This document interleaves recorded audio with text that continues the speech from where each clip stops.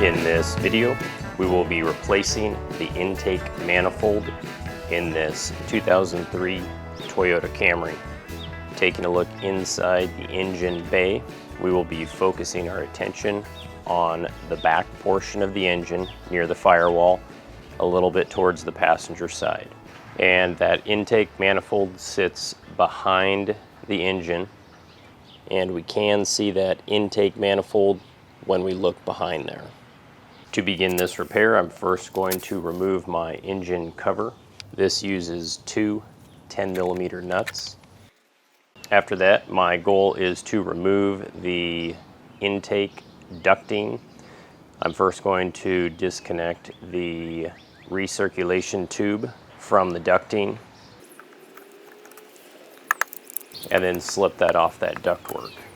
Near our air filter housing assembly, we do have one Phillips head screw that needs to be loosened.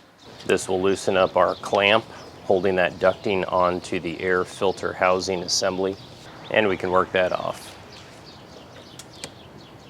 Now we do have an evap hose running from the throttle body on one side to the purge solenoid on the other side. We can remove this connection at either point. We just want it separate from the throttle body. And working the clamp on the throttle body while we maneuver that off. And then that ducting should be free to slide out of the way.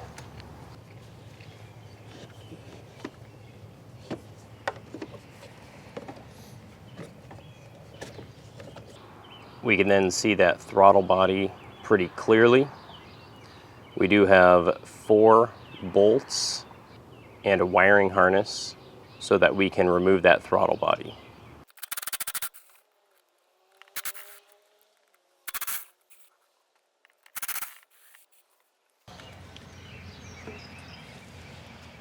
I also have 2 water bypass hoses to remove, which will allow me to remove the entire throttle body and get that out of the way. And 1 additional line on the back side of that. We then need to remove the PCV hose, and we should now have pretty good access to the fasteners for our intake manifold.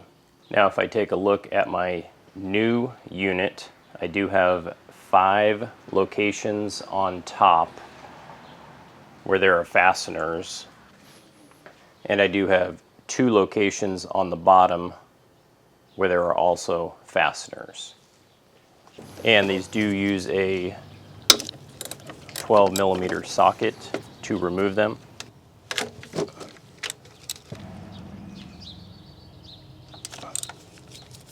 So the 2 lower bolt locations you cannot see from the top, as well as the 1 bolt location furthest towards the passenger side. This one you can also not really see from the top, so you're kind of doing it by feel. And these 3 will prove to be the most difficult to remove.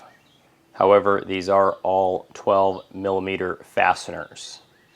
The additional fasteners on this are 10mm, so if you get the wrench on there and it's just not going, you might be on one of these other fasteners.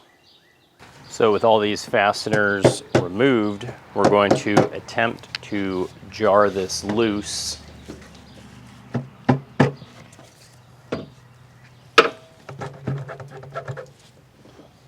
And that is loose.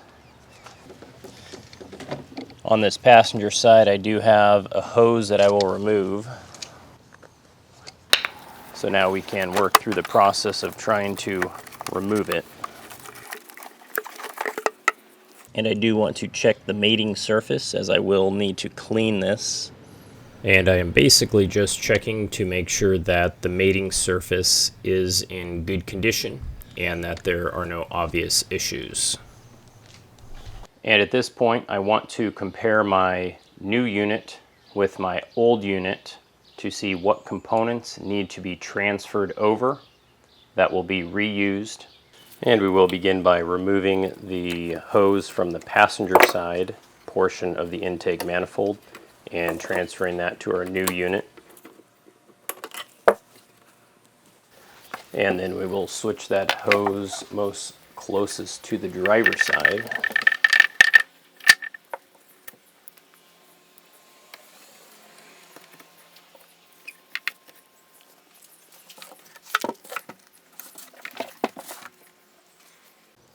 And back on the passenger side portion, we have a bracket for one of our hoses. This is a 10mm fastener.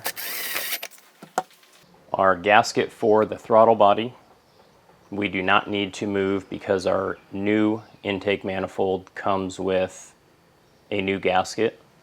And our actual manifold gasket from the old manifold does not need to be replaced, as the new unit has a new gasket.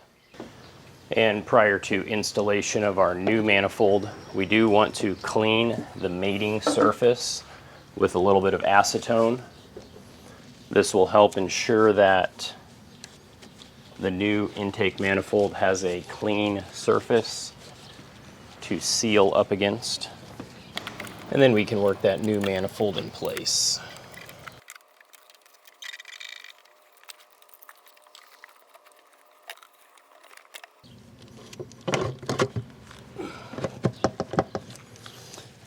And we want to seat that on those studs securely. And with that intake manifold in place, we can reinstall our 7 fasteners holding that securely. These will then need to be torqued to 22 foot-pounds. And I'm going to jump around. I'm not going to go around in a circle. This should allow for an even amount of pressure on this component as I install this. And that bottom one is definitely the most difficult to get to. I did not really have any issues with the other 6. We can then reconnect that hose on the passenger side, putting that in the clamp. We can then add our PCV hose. We can then reinstall our throttle body with all of our lines and wiring harness, and 4 bolts to hold that down. Making sure that you tighten them by hand first so you don't accidentally cross thread them. And these are also torqued to 22 foot-pounds.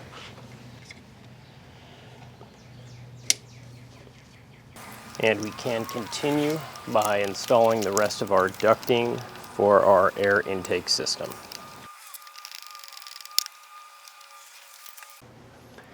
And I always like to go back and do a visual inspection of everything just to make sure that I did not forget one of the lines.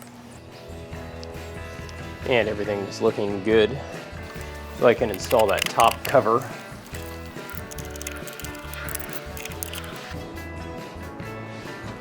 And lastly, we can start the vehicle and take it for a test drive.